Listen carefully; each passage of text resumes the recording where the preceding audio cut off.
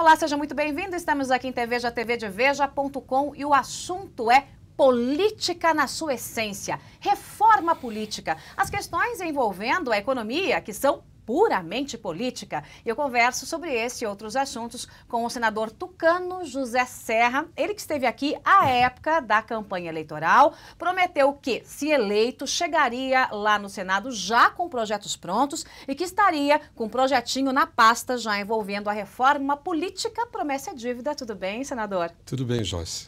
E aí, senador? Muito feliz de voltar aqui a ser entrevistado por você. Quero dizer que eu sou teu espectador frequente. Ah, muito obrigada. Audiência qualificada, viu, senador? Agora, o senhor, quando esteve aqui, eu me lembro muito bem, o senhor falou, olha, eu vou chegar já com o dever de casa pronto, não vou esperar primeiro saber se vou me eleger ou não, para depois chegar lá e começar a pensar na rebimboca da parafuseta. O senhor já tinha projetos em mente e um deles envolvia a questão da reforma política, mais especificamente o voto distrital. Saiu do forno o projeto, senador? Saiu. Eu já apresentei, dei entrada no projeto, que é projeto de lei, não precisa mexer na Constituição. Isso quer dizer que é mais rapidinho. Que é um caminho muito penoso, mexer na Constituição. A proposta é fazer o voto distrital já na eleição municipal de 2016 para vereadores. Ambicioso, Isto, hein? vereadores das cidades grandes, ou seja, onde tem segundo turno, acima de 200 mil eleitores, que é o mais importante. São 80 cidades e perto de 40% da população brasileira. Esse projeto está pronto, está redondo, eu mostrei para muita gente, juristas, etc. Tem tudo para andar. E ele vai aproveitar um projeto do Aloysio Nunes, que tinha sido apresentado até por sugestão minha, em 2011, e vai aproveitar já muitos debates que aconteceram em torno do tema. A meu ver, nós temos a chance de inocular um vírus benigno no organismo político brasileiro, porque como vai dar certo, isto pode também se estender depois para deputados. Mas aí é outra história. O foco agora é fazer nos municípios na próxima eleição. Agora, para que esse projeto vire lei e para que seja aplicado já na próxima eleição, a gente tem que correr contra o tempo para que tudo seja prontinho até outubro desse ano, né? Se eu não estou errando aí os cálculos, né? Um ano antes da eleição. Então, quer dizer, a gente está terminando fevereiro, já estamos fechando as portas do mês de carnaval. O tempo é muito curto, senador. É possível fazer o Senado acelerar? É possível, sim. Você sabe que eu tenho um dogma na minha vida, que para mim política não é a arte do possível. Política é a arte de ampliar os limites do possível. Se você ficar sempre, não é possível, não é possível, você acaba ficando imobilizado. E às vezes a gente pode mobilizar recursos, ter ideias, alianças, etc., que viabilizem aquilo que parecia impossível. Eu estou confiante nisso, até porque as vantagens são muito grandes de um voto distrital. É isso que eu queria entender, porque quando se fala em voto distrital, quem está do outro lado pensa, tá, que vantagem eu vou levar com isso? O que muda na minha vida? E para quem lê um pouquinho sobre o assunto, uma das questões é a questão financeira. É muito mais barato quando se implanta o distrital puro. Eu vou te dar um exemplo. Cidade de São Paulo, que é o exemplo melhor, porque é a maior de todas, mas vale para todas as grandes cidades. Veja, você tem em São Paulo quase 9 milhões de eleitores. Um vereador, um candidato a vereador para disputar na cidade, disputa junto a esses 9 milhões, mesmo que ele seja de uma região e tal. A campanha sai caríssima. Você tem mais de 1.200 candidatos que a população tem que escolher. Você sabe que nesse atual sistema, 2 anos depois, 70% das pessoas nem lembram em quem votaram. Então, se você dividir a cidade em 55 distritos, 150 mil eleitores, 160 mil cada um, em cada distrito vão ser escolhidos vereadores uma lista de 7 ou 8. Tá certo? Você vai ter muito mais critério. Você não vai ter 1.200 para a cidade inteira. Num distrito você não vai ter mais do que 7 ou 8. A campanha é muito mais barata. Você diminui o peso do poder econômico nas eleições. É gastar sola de sapato, né? Segundo, você depois vai lembrar de quem você elegeu e vai controlar o mandato dele. Isso melhora a democracia. Que coisas melhores você pode ter que, primeiro, gastar muito menos e, segundo, controlar aquele que foi eleito? Porque o fato é o seguinte, a população em geral está descontente com os políticos e descontente com os deputados, descontente com os senadores, descontente com tudo, né? Agora, o fato é que todos que têm mandato foram eleitos. Então nós temos que procurar um sistema eleitoral que facilite o controle da qualidade. Você percebe? Que diminua o peso do dinheiro na eleição. O voto distrital tem essas duas virtudes. Agora, eu calculei, Joyce, para você ter uma ideia, Se essa proposta valer para 2016, o Brasil vai gastar menos 5 bilhões de reais nas próximas eleições. Uau, mas é muita 5 coisa. bi a menos. Por quê? Porque a campanha num distrito é muito mais barata. Isso que o senhor está contando só a questão legal, né? Não está Isso que eu estou contando é não está contando legal. Caixa 2, financiamento ilegal, o que vem de petrolão, eventuais etc. despesas que não aparecem e que são feitas, mas que não aparecem legalmente. Então, isso melhora a qualidade da democracia. Veja, nós estamos aqui num momento difícil, eu acho que a população tem que protestar, tem que criticar, o pessoal tem que se mobilizar, a gente tem que vigiar, tem que fazer tudo. Agora, nós temos também que, paralelamente, ir encontrando formas que melhorem o funcionamento da democracia. Tá certo? Formas que ajudem também, a médio prazo, a não voltar a esse tipo de crise. A gente tem que melhorar a qualidade do processo político. E eu acho que o voto distrital faz isso. Agora, eu não tenho notado grandes resistências a essa proposta. Nem mesmo dentro da turma do PT, da base aliada ao governo? Não, quando você conversa um a um, não. Pelo seguinte, porque os deputados têm mais medo. Porque um deputado que foi eleito pelo atual sistema, ele tem medo de mudança de regras, de que aí ele não se elege. Eu vou dizer uma coisa, a primeira preocupação que tem um deputado no primeiro dia de mandato é a reeleição. Tem até uma brincadeira que eu acho que eu nunca disse numa entrevista. Quando eu fui eleito pela primeira vez no Congresso, eu era amigo do Ulisses Guimarães, porque eu ajudava ele antes de disputar a eleição, em discursos, em análises, etc. E aí um dia ele me perguntou, como é, professor? Ele sempre falava assim, o que está achando aqui do Congresso? Olha, doutor Ulisses, aqui tem 5 coisas sagradas, que todo mundo fala bem na tribuna, tudo imaculado, que são criancinha, mulher, velhinho, município e Jesus Cristo. Isso é sagrado. Agora, tem uma 6ª questão que é anterior e superior a todas essas. Chama-se reeleição. Reeleição... Não pode falar. Não, aí é... Pode até jogar pedra na cruz, mas reeleição não. No voto distrital, os deputados têm medo. Eu acho que não tem fundamento, mas eu não começaria por aí. Você percebe? Vamos fazer né? primeiro vamos uma experiência que eu acho que pode dar certo. Outro dia eu fui a um debate promovido pelo Instituto de Direito Público, lá de Brasília, que o Gilmar Mendes, o ministro Gilmar Mendes, organizou. Na mesa que eu fui, era eu, o Temer, que é o vice-presidente da República, e o Toffoli, que é presidente do Tribunal Superior Eleitoral. Eu acompanhei a repercussão desse debate. Então, os dois acabaram falando a favor do meu projeto. Nós temos ideias diferentes sobre outras coisas da reforma política, até como experiência, entende? E é algo que está fadado a dar certo, meu Deus. Isso está no nosso alcance. E eu acho que a gente tem que, apesar das dificuldades, que lutar. Aliás, toda a minha vida eu sempre me rebelei com uma ideia que eu acho até reacionária, de que política é a arte do possível. Tem algumas ideias que ficam cravadas, que são reacionárias, no fundo.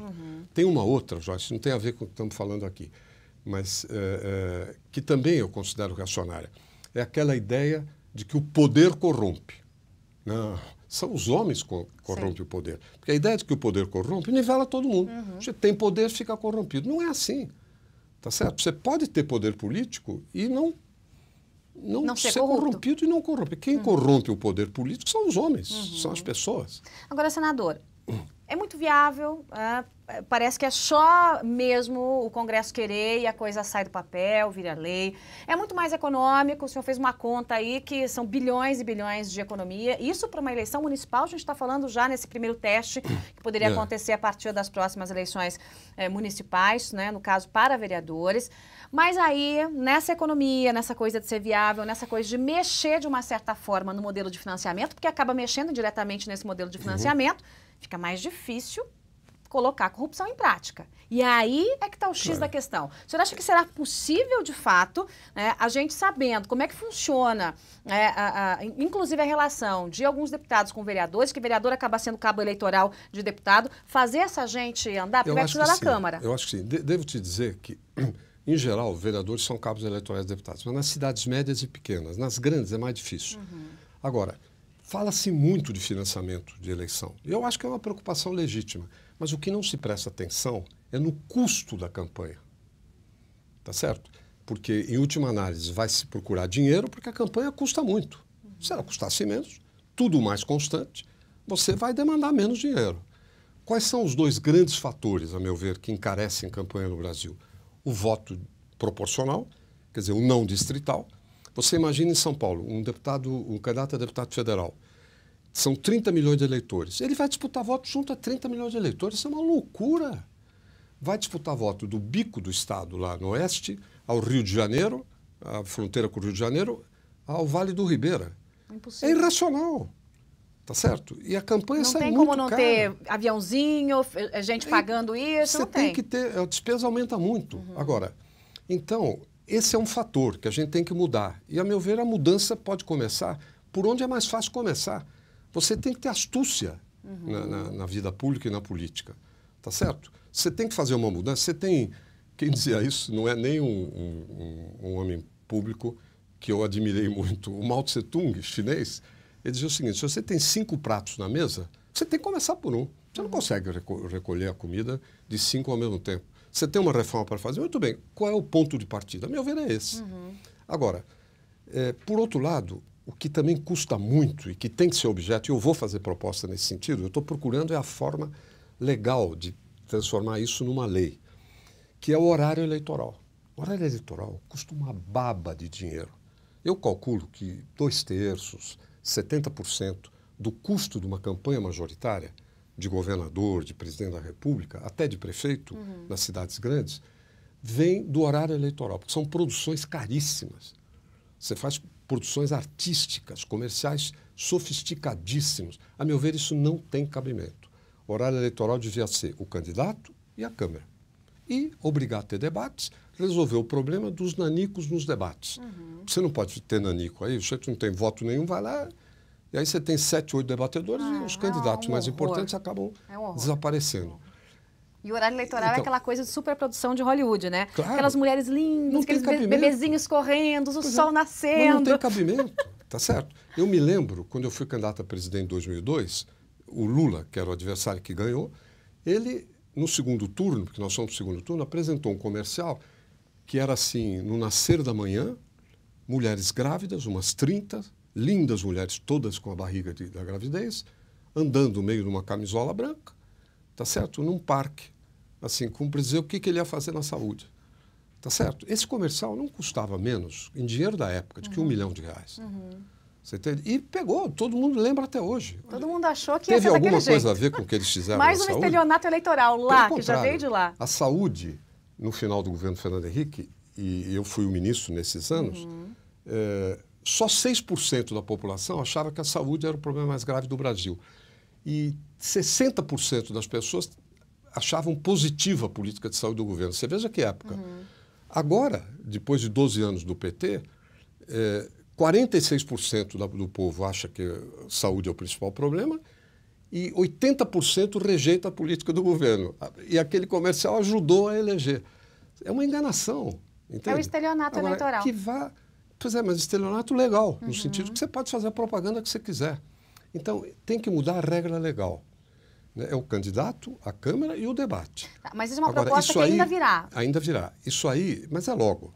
Isso daí, Joyce, inclusive, vai permitir que não só você economize muito dinheiro, como também para que você conheça melhor o que é o candidato, qual é a ideia que tem. Entende? Sabe, Sem tanta maquiagem, né? Sem tanta maquiagem e tal. E economiza também para o governo, porque tem um custo que é oculto, que é o seguinte: quando você ocupa o horário de uma emissora, você está tirando dinheiro dela, tá certo? Que ela teria faturamento. Então o governo devolve o imposto de renda que ela pagaria caso o horário tivesse sido preenchido. Isso aí, no ano passado, não custou menos de R$1 bilhão. No bolso de todos nós, do cameraman aqui, seu, meu, de todo mundo. O horário não é eufemismo uma ova, dizer né? que é Gratuito uma rova, né? Tá certo? Nesse sentido, no modelo que eu proponho, ele poderia ser menor. Muito mais barato. E mais barato para o candidato e ser mais efetivo. Aí vai dizer, não, mas é muito chato o candidato e a Câmara. É porque a política é chata. Você vai fazer o quê? Só porque, para ser entretido, não tem cabimento. Vai no cinema daí. Não, ou então você vai... Por exemplo, é chato ver sessões do Supremo Tribunal Federal na televisão. Eu acho meio chato você ficar vendo juízes, botando aquela coisa. Então, vai mudar o que os juízes vão se comportar? Eles vão falar curtinho, vão cantar no meio, você entende? Vão mudar de roupa, só para ter audiência. Não tem cabimento. As coisas são assim porque são assim. Bom, senador, o senhor já apresentou o projeto então, isso foi antes aí do Carnaval, a coisa já está caminhando e o próximo passo, não chegou na CCJ ainda ou já chegou? Vai chegar. Vai chegar. Vai chegar. Vai chegar. Agora nós vamos procurar... E o parecer deve ser positivo, Nós favorável. vamos procurar é acelerar, entendeu? Porque, eu vou dizer uma coisa, é uma verdadeira arte conhecer regimento do Congresso. No Senado e na Câmara. Como é que se apresenta, como é que se não apresenta. É uma coisa da maior complexidade e muito pouca gente sabe. Isso a gente tem que se basear na assessoria. Eu, particularmente, sou fanático da especialização de conhecimento. Eu não me meto a tentar entender tudo, porque quando você procura entender tudo de tudo, você acaba não entendendo nada de nada. E aí eu tenho que me fiar no pessoal que conhece, que a assessoria do Senado é muito boa.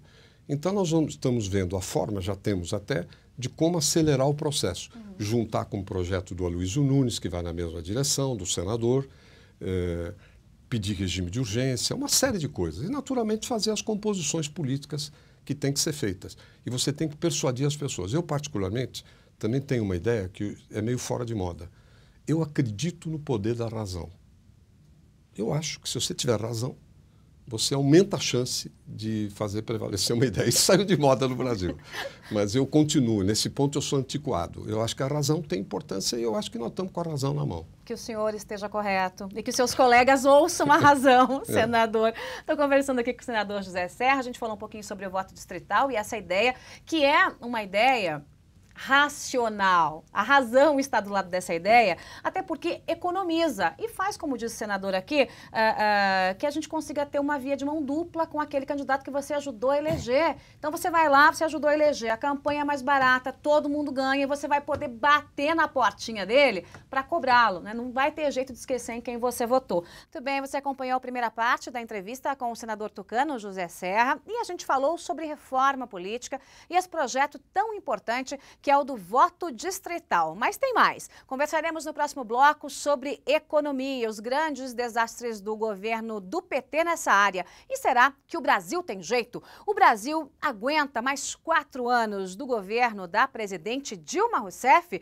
O PT espera um milagre, que é completar esses 4 anos e ainda emplacar o ex-presidente Lula como candidato mais uma vez. O senador classifica o governo do PT, além de corrupto, como burro. E a gente vai acompanhar a segunda parte da entrevista daqui a pouquinho, a partir da 1 da tarde. Aqui em TVeja, tvdeveja.com. A gente espera você.